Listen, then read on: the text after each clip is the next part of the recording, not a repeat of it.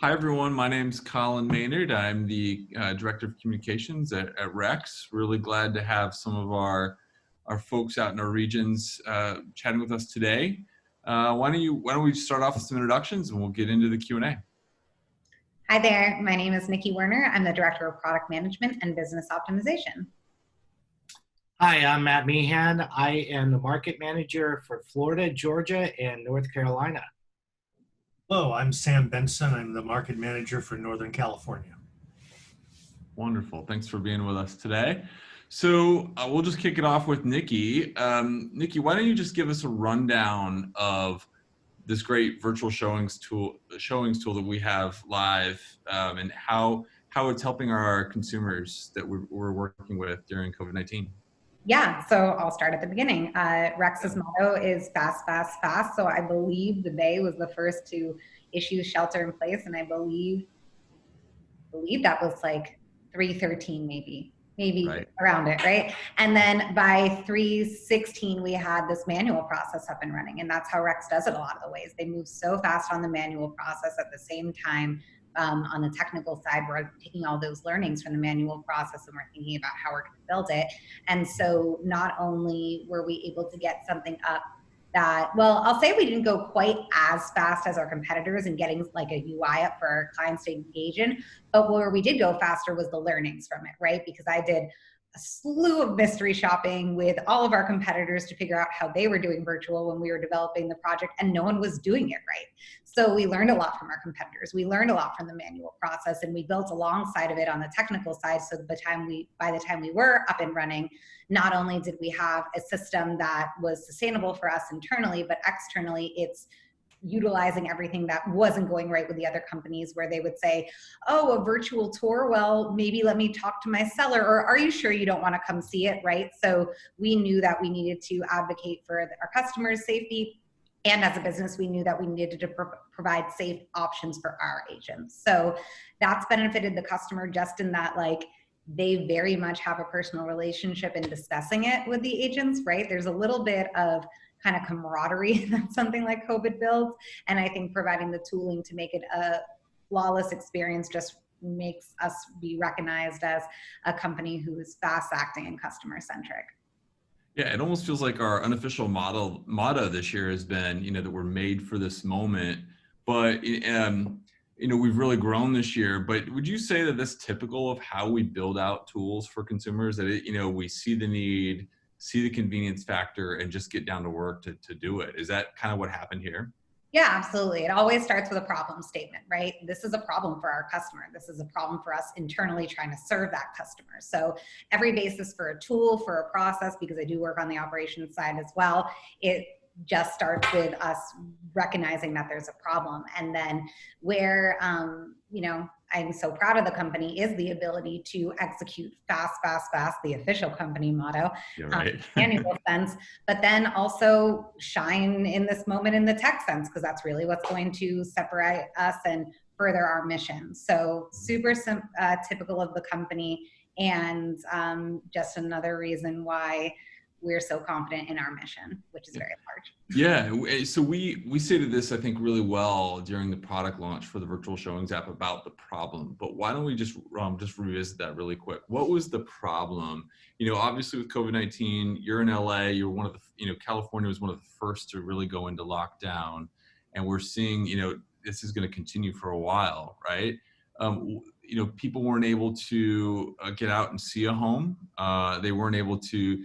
There were lags in time, but people still wanted to shop. I mean, does the problem go deeper than that? And can you walk us through that? I'll walk us through that, but I'm sure also Sam and Matt will have a lot of interest in being on the field. They'll know better than me. But what the problem statement really led to wasn't just, I want a way to see a home and I need a way to do that. It was interest rates, historic low. This is our moment. This is our opportunity. We need to go.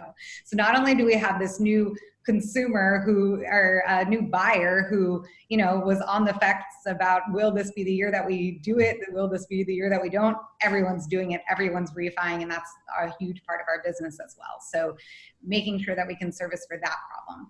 Then the further problem, and I kind of alluded to this when I was talking about our competitor business early on, is what does a virtual showing mean? What does a virtual anything mean? We don't have a client who's necessarily like the millennial paradigm that maybe you would think when you think of Rex. We have people from all walks of life, and we need to be able to service them because people in all walks of life for different reasons are affected by COVID and have different health complications. So Right. I think that where we solved for it was we said, okay, what if the seller wants to be at the home and can help and participate in some way? Maybe we can have an option for that. Maybe we can have an option where the agent's in the home and they can tour it and the seller doesn't mind them being there, and have a ton of PPI and make sure to coordinate with our agents on that.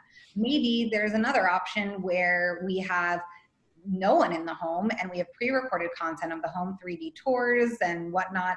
And so we have our agents sit on a call and sit on a Zoom, and talk with our sellers, our buyers. That way, maybe the seller isn't even involved and it's just with the buyer. And then maybe they patch in people from our service team to talk about it more. So before turning it over to the fellas, I'll leave you with just that. It's actually served as the foundation for us being able to just have more efficient ways of processing our client experience internally. That meaning like the agents now don't necessarily have to drive to all these different places. We can handle more of a volume.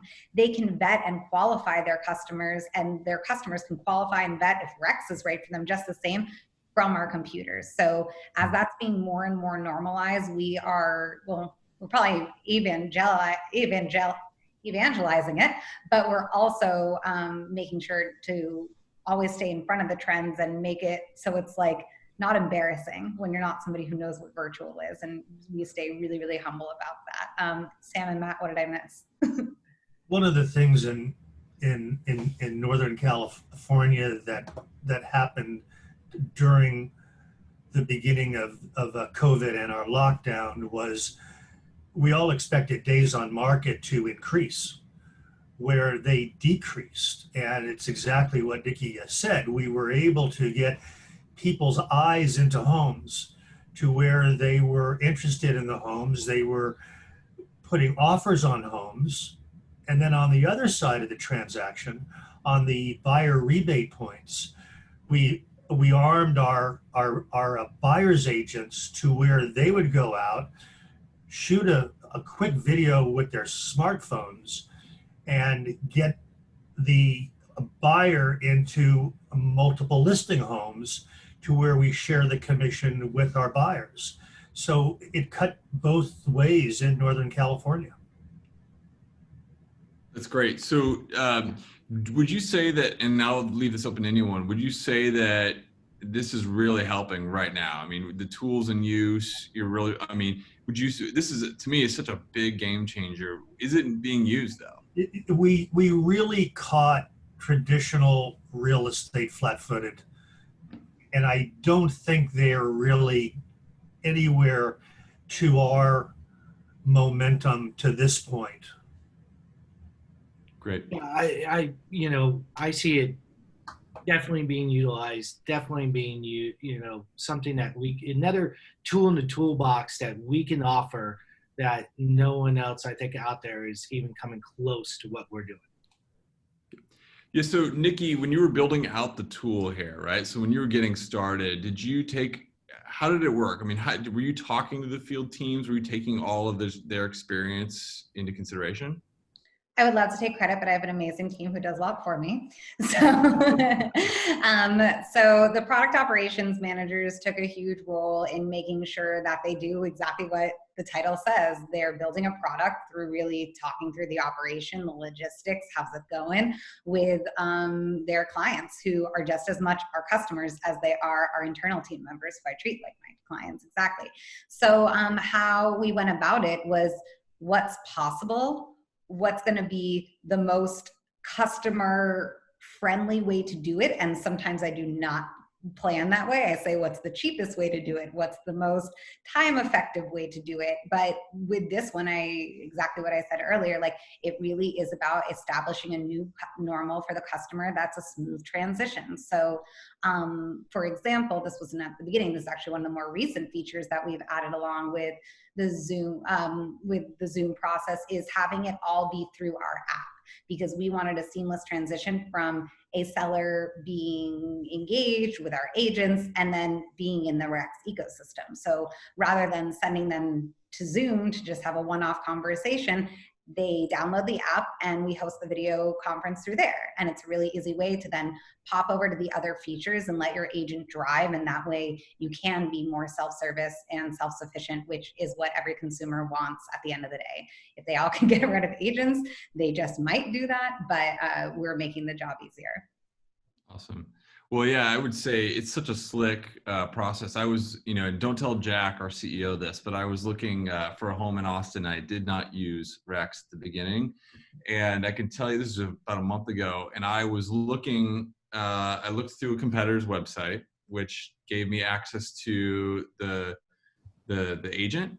And I had to contact the agent, call them, I had to run through a bunch of phone calls. They emailed me some times, and then I had to wait a couple days to get in the home via Zoom. And she was just, bless her heart, but she was just doing this and didn't have a lot of information about the home that I couldn't have read off the other platform's website. And it was a really frustrating experience. And I say all that to just kind of lead into this next question.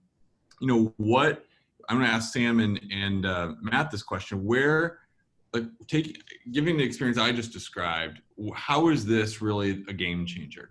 Walk us through that. How is it helping your clients really take advantage right now? Well, it's a game changer with our clients because saying we're a disruptor is only a small piece of the description of what we're doing. We're making it so much easier for our clients to buy a house, to sell a house, to get a loan, to get insurance. It's just once people get a look at Rex and see the passion and the integrity that everybody has, in an effort to solve their problems, they meaning our clients, it is a game changer. People are very relaxed and become familiar with all the things we do. And to add on that, Colin, I think buying and selling houses is such a complicated process that doesn't necessarily need to be complicated. And one of the great things about Rex is we're really taking this process and we're trying to figure out how to streamline it. So to make it easier on the consumer. And so they don't have to go through, all these different steps to see a property, or all these different steps to put in a contract and get finance. If we could bring it all under one umbrella and say, hey, come to us and we'll virtually show you the house. Eventually you're going to want to get in it. We'll help you get, mortgage. We'll do all these different things to make the process a really smooth, easy transition and, transaction. I mean, that's a fabulous thing to give to the consumer.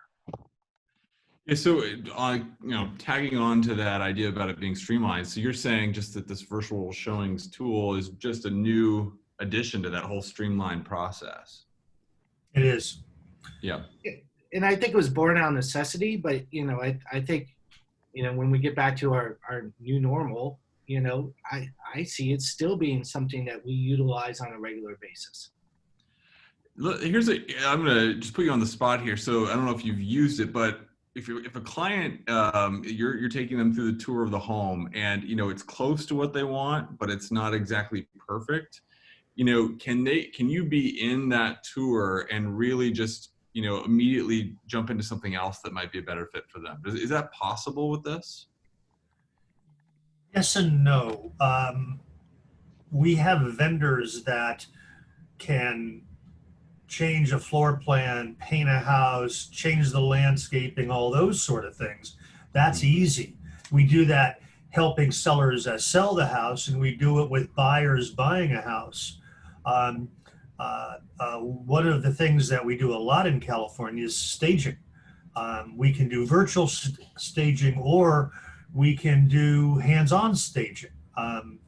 So those things help buyers visualize and change what they want to change in the house, and seller get top dollar.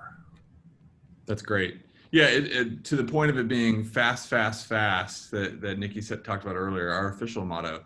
Yeah, it just seems like this is such a more efficient way to search for a home, right? I've been involved in a virtual iPhone tour of a home, and then had to wait 4 more days to view the other house that the realtor was pushing me at. And so this just seems like we're speeding that process up. And to your point earlier, I mean, this has got to be one of the reasons why, the time on market is decreasing, right? Sure. That's amazing.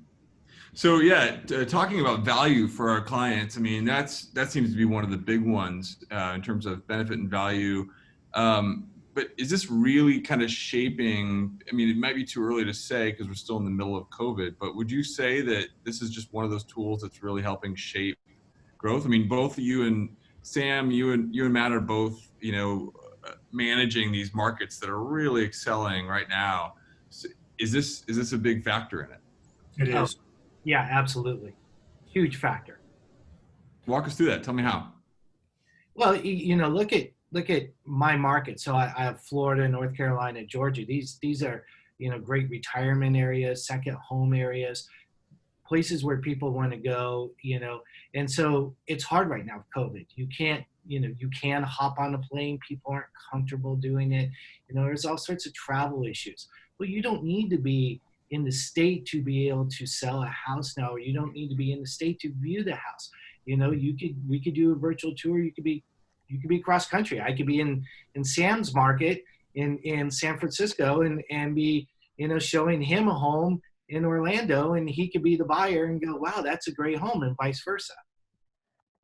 We've identified some real strong migration trends also, that a sort of a feeder market. So Los Angeles and San Francisco are feeder markets for Sacramento. Sacramento, our buyer's agent in Sacramento deals with so many buyers from both those markets, of people who want to move out of the city, and I think that's part of COVID. Well, I know that's part of COVID. Yeah, so let's tag onto that. So why do you think these smaller metro markets are succeeding? We've been down into Jacksonville and Orlando, seeing everything about Sacramento and Riverside, the Inland Empire being, these growth markets. What is it that right now makes Rex really successful in those markets? I've lived in New York City, I've lived in Los Angeles, I've lived in San Francisco. If you cannot take advantage of the restaurants and the nightlife and all the things that you embrace when you live in these beautiful cities, I think people are coming to why should I be here if I can't take advantage of all the things that I'm spending so much money to be close to? I agree. I mean, for my standpoint, and I'm pretty fortunate that I have markets like Orlando, Jacksonville, Tampa, Raleigh, Atlanta. I mean, these are beautiful cities. I mean, great weather year round, so people, they look at this, and same thing with Sam. I did what Sam says, if you can't take advantage of living in New York City, man, wouldn't it be great to go and live where it's warm year round and you got the beach right there and you could, spend 365 days outside if you wanted to. And people are, not people, but companies are finding productivity is at least staying the same, if not increasing, people working from home. So tell me that, let's get specific about some of those markets. What's the hottest thing about Sacramento right now for buyers in your mind? And then let's do the same thing about like a Jacksonville or Orlando. Sacramento, it's value. It is just value. And being close to so much. You're close to Lake Tahoe, you're close to all kinds of great history, the gold rush and everything else. But for the equity that you have from owning a home in San Francisco or Los Angeles, for just 3 or 4 years, you're buying a house for cash. Same thing in my markets. We get a lot of people from up north. So, up from the Northeast, they come down to our markets and they're just blown away by what they can afford compared to up there. And, and again, same thing with Sam and Sacramento. I mean, Jacksonville's right on the beach. It's got a great beach town. Jacksonville Beach is fantastic. All sorts of restaurants, bars when you can use them, but the beach is huge and it's wonderful and it's got the water. Orlando, is just, a newer city that has really grown tremendously the past 10 years. So there's a lot of advantage of that. And then of course you could go all the attractions you want that, it's entertainment, central in Orlando. Love it. Yeah, I need to get myself a house in Florida soon. Last question. Well, part A and B. So why don't Sam and Matt? Why don't you each tell me just like why is Rex doing so well in those markets? Right. I keep hammering home the fact that yes, there's growth in those markets on a broad sense, but not at all at the pace that we're going at. It's just been gangbusters for Rex down in both those regions. So why? And then maybe what has surprised you the most? I feel that I have it easier than many of my market manager colleagues because technology in Northern California is something that has been embraced for a very long time. Silicon Valley, so many people in the Bay Area, if they're not part of the technology, well, everybody's part of technology here, regardless of what industry you're in. So I feel that it's been an easier sell, if you will, for us in Northern California.